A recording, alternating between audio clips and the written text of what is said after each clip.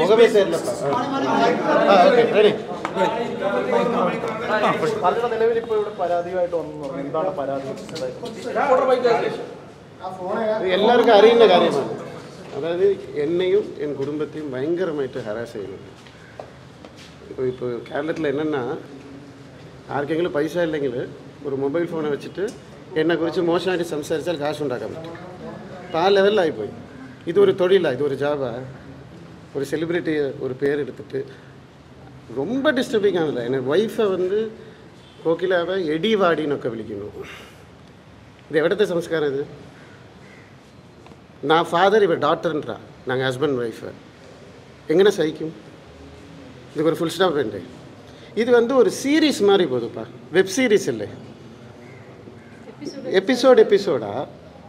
நான் யாரை குறித்து പറയുന്നത് നിങ്ങൾക്ക് എല്ലാവർക്കും അറിയാം. ഇപ്പം എങ്ങനെ ഇവിടെ ഇത്ര ചാനൽ ഇവിടെ ഉണ്ട്. മനസ്സ് നൊന്ത് പോയി, മനസ്സ് വേദനയുടെ ഒരു ചോദ്യം ചോദിക്കട്ടെ. ഞാൻ റേപ്പ് ചെയ്യുന്ന ആളാ, ഒരു സ്ത്രീയെ റേപ്പ് ചെയ്യുന്ന ആളാ. 1.5 വർഷം 2 വർഷം റേപ്പ് ചെയ്തുകൊണ്ടേ ഇരിക്കും ഒരു സ്ത്രീയെ. ഒരു പ്രാവശ്യം ചെയ്താലല്ലേ റേപ്പ്, പിന്നെയും റേപ്പ് ചെയ്താൽ അതെങ്ങനെ റേപ്പാവും? ഞാൻ ഒരു ലിവർ ട്രാൻസ്പ്ലാന്റഡ് പേഷ്യൻ്റ്, എല്ലാവർക്കും അറിയാം. ലിവർ ട്രാൻസ്പ്ലാന്റഡ് പേഷ്യൻറ്റ് ഓപ്പറേഷൻ കഴിഞ്ഞപ്പോഴാണ് വന്നത്, ഓപ്പറേഷൻ ടൈമിലാണ് വന്നത്. അതിന് മുമ്പ് എവിടെയായിരുന്നു അത് ആർക്കും അറിയില്ല. എലിസബത്ത് എവിടെ ഉണ്ടായിരുന്നതിന് ആർക്കും അറിയില്ല. എന്തൊക്കെ ഹറാസ്മെൻറ്റ്. ഇപ്പോൾ 1.5 വർഷം കഴിഞ്ഞിട്ട് ഇപ്പം ഏൻ വന്ന് പറയണം ഇത്രയും നാൾ എലിസബത്ത് എവിടെ ഉണ്ടായിരുന്നു? 1.5 കൊല്ലം. ഇത് വലിയ തെളിവല്ലേ? ശരി, ഞാൻ ഒരു ചോദ്യം എല്ലാവരുടെടുത്തും ചോദിക്കുകയാണ്. ഇപ്പോൾ കഴിഞ്ഞ ഒരു വീഡിയോയിൽ ഞാൻ പറഞ്ഞിരുന്നു, உங்களோட ஹஸ்பண்ட் எவிடன்னு പറഞ്ഞ് ചോദിച്ചിരുന്നു ഒരു ഡോക്ടർ. അപ്പോൾ அதுக்கு മറുപടി എന്താ പറഞ്ഞിരുന്നത്? അത് ഒരു 2 ആഴ്ച ഉണ്ടായിരുന്നു, 3 ആഴ്ച പറഞ്ഞിരുന്നു. എൻ്റെ അറിവിൽ 2 ആഴ്ച. അപ്പോൾ ஒரு பெண்ணு, இவர் டாக்டர், அந்த பையன் ஒரு மலையாளி டாக்டர். ஓகே, 2 பேர் പ്രൊഫഷൻ. ഒരു ഡോക്ടറും ആക്ടറും പിരിഞ്ഞാൽ മിസ് അണ്ടർസ്റ്റാൻഡിങ്നു പറയാം. 2 പേരും ഡോക്ടേഴ്സ്. എന്തുകൊണ്ട് 2 ആഴ്ചയിൽ സെപ്പറേറ്റ് ആയത്? അപ്പോൾ ഒരു ചോദ്യം വരുന്നില്ല, ജസ്റ്റിസ് ഫോർ എലിസബത്തിൻ്റെ ജസ്റ്റിസ് ഫോർ മെയിൽ ഡോക്ടർ ഞാൻ சொன்னால் എത്ര പേർ അംഗീകരിക്കും? അയാളുടെ ജീവിതം എന്തായെന്ന് അറിയാമോ നിങ്ങൾക്ക്? അറിയാമോ? ഒരു ഡൈവേഴ്സ് കേസിൽ എന്തൊക്കെ സംഭവിക്കണമെന്ന് അറിയാമോ? ഓരോരുത്തരുടെ ജീവിതത്തിൽ ഭയങ്കര കഷ്ടംപാ.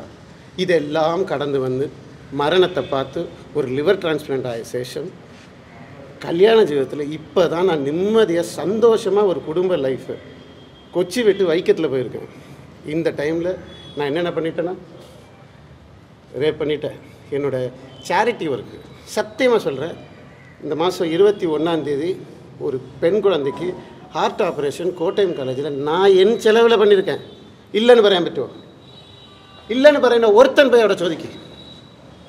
இல்லைனா வந்து சம்சயம் உണ്ടെങ്കിൽ என் வீட்டுக்கு வா, வைக்கத்தில் நான் பில்லு காட்டுறேன். என் சொந்த காசில் நான் கொடுத்துருக்கேன். இப்போ இது என்ன ஃப்ராட் தரமா? சேரிட்டி ஃப்ராடா? நான் இப்போ குழல் பண்ண அடிக்கிறேன்னா? இதெல்லாம் பச்சை போய் எத்தனை அலிகேஷன்ஸ். മരിച്ചു പോയ അച്ഛനെ കണ്ടിട്ട് പോലും ഇല്ല. മരിച്ചു പോയ അച്ഛനെ കണ്ടിട്ടില്ല. എൻ്റെ അച്ഛൻ പറഞ്ഞു കൊടുത്തു, ആരെ വേണാൽ കൊല്ലാം, ബാങ്കിൽ പൈസ ഇരുന്നാൽ മതി. എൻ്റെ അച്ഛൻ പറഞ്ഞു കൊടുത്തു. ആരെങ്കിലും പറയും, നീ സംസാരിക്കും.